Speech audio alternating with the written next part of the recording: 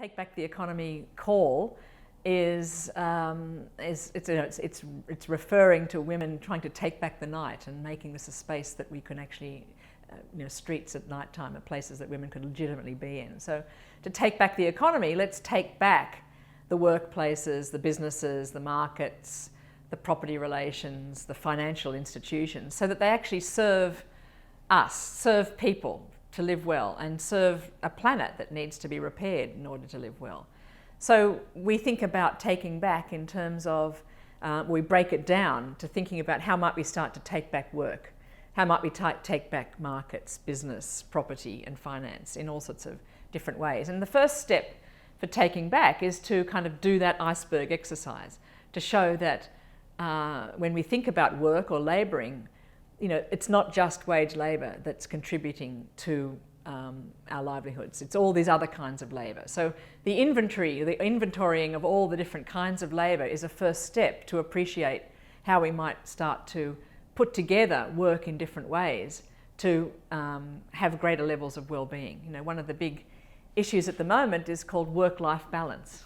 How is it that people are working but never having enough time for their life or for what the things that they'd really like to be doing? And why is it we're working for more and more stuff, but that stuff is actually degrading the planet?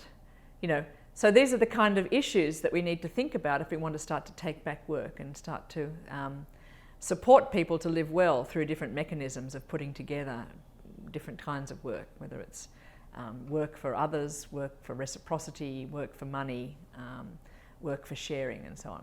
So in each of these areas, we kind of look at diversifying what the practices are. So in markets, we look at all the different kinds of markets and transactions that we're involved in. And then once we've seen that diversity, look at, well, how are we actually encountering others to live well? Are we doing it in an ethical way, a responsible way?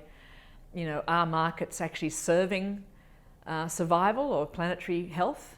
Or are they actually undermining it in mainstream markets? And what other kinds of markets might we facilitate, like fair trade markets or different kinds of international barter even, that might actually produce a different kind of way of living? So I guess the strategies for taking back are the same in each dimension, and I could go through more, but it seems like they're kind of, I guess they're thinking tools, they're ways to kind of observe the world differently. And then once that's happened, you can start to imagine other ways of putting these things together. And of course, you can also look at all the collective actions that people are taking all around the world to put things together in different ways. And importantly, if we do that kind of take back, we don't see those experiments and activities as ultimately designed to fail because capitalism's always going to win out. We see them as having challenges to live and challenges to survive, but we can start to put our efforts into how to help those experiments survive better, become more durable, have the kind of metrics that we see capitalism has survived by, but we need to see what we would call like community economies needing to survive by.